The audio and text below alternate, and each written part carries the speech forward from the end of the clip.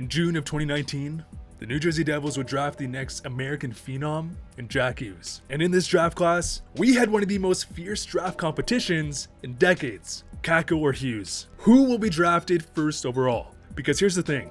Jack Hughes was the first player in NHL history to be drafted first overall straight from the USDP. And with that, Jack Hughes had many haters.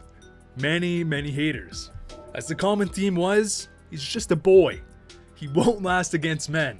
Even though my guy was shattering the records of Austin Matthews and of course Phil the Thrill Kessel. And well, Jack Hughes would historically have the worst rookie season by a first overall pick in the modern NHL era. And to give you some perspective, here are some notable first overall picks from the last decade. In 2011, the Nuge had a .84 point per game average. In 2013, we had the Mac Dog with a .77 point per game average. In 2015, McDavid with a 1.1. In 2016, Austin Matthews with a .84. And as for Jack Hughes, a .34 point per game average. Dismal compared to the others on this list. Like Nail Yakupov, the Yak Attack, arguably the biggest bust in history, had a .65. A .65, ladies and gentlemen. Now, obviously points aren't everything, but they do tell a story. And these stats, the story, led to even more people calling Jack Hughes a bust. However, in year 2, we would see some good progression, as Hughes was capitalizing much more and was on pace for 45 points.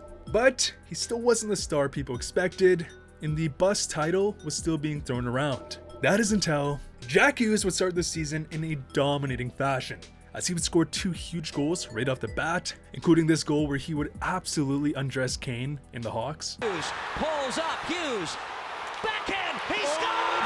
In a Patrick Kane fashion, and score a beautiful OT winner, and also toss his stick into the crowd. Legend. While at the same time, looking like the reincarnation of Patrick Kane, the player he was supposed to be. Unfortunately though, Hughes would sustain a shoulder injury, so he has only played 2 games this season. But within those 2 games, alongside of consistent progression, Jack Hughes has shut up many of the haters, and is a prime example on why you can't call someone a bust even though they had a historically bad rookie season. I honestly think if Jack Hughes went and played 1 season in the NCAA, he would have came in with way more momentum and, physicality. But regardless, my man is looking like the franchise player he was supposed to be.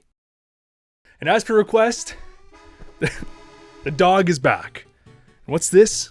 It's a trade offer?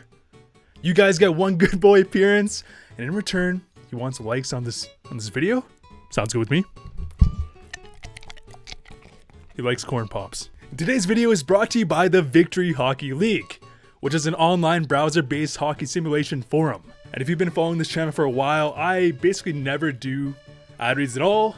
But when they reached out to me, I thought it was the perfect match. I personally love simulation, which is why I loved, GM on Shell.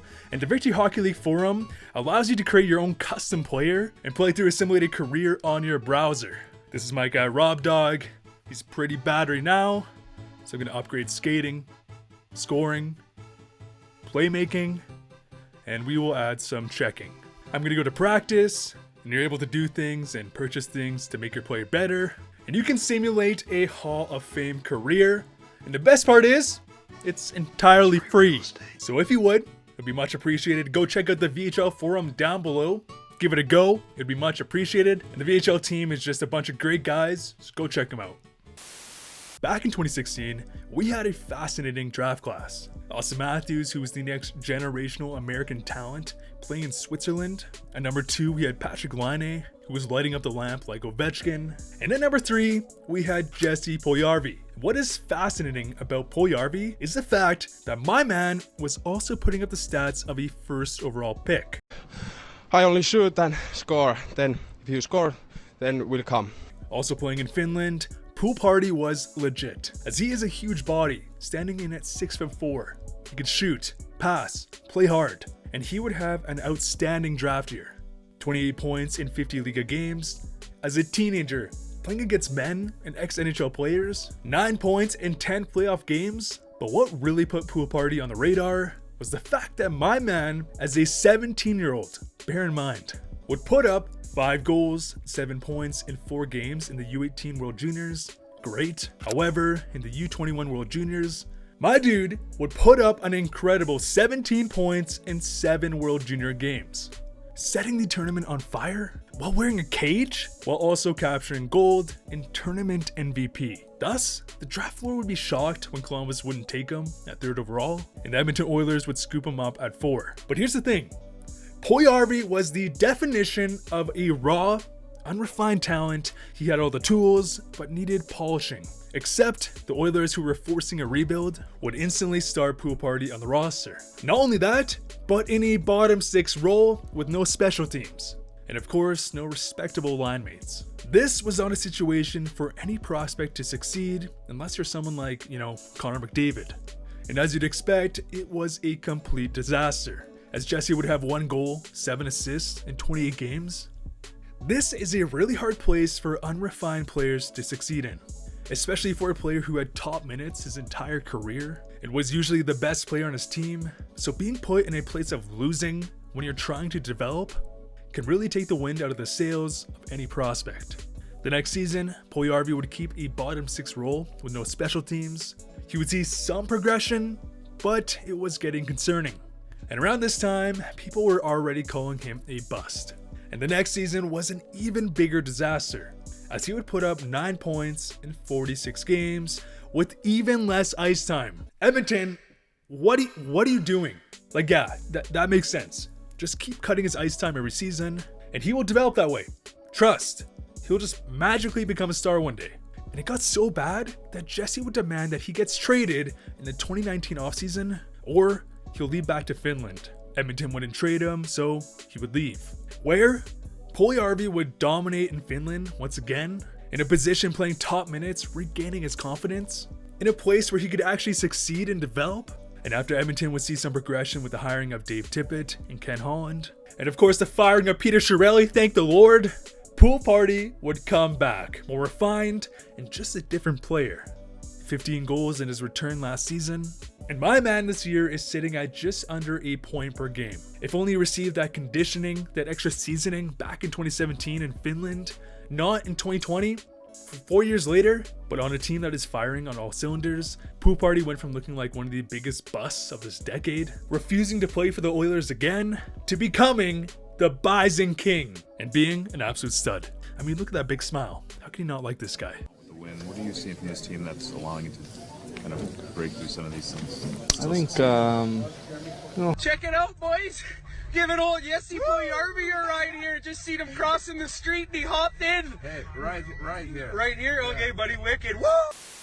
Back in 2014, we saw a super intriguing prospect, as not only did Sam Bennett light up his draft year with 91 points in 57 games, back in over the line, going to the net, Hewlett, Bennett walking in, shot scores!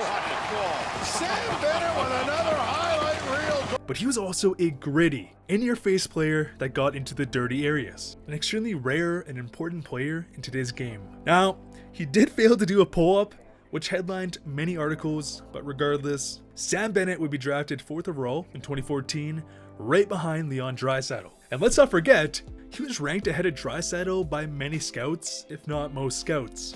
And in his draft plus 1 year, Bennett would go on a tear in the OHL. 24 points in 11 games. He would get called up and get a point in his first and only game, on top of being an impact player in the playoffs. All was looking up. In his first season, he would have a respectable 18 goals, 36 points, including a 4-goal game. Hot damn! And at this point, Bennett's stock was high.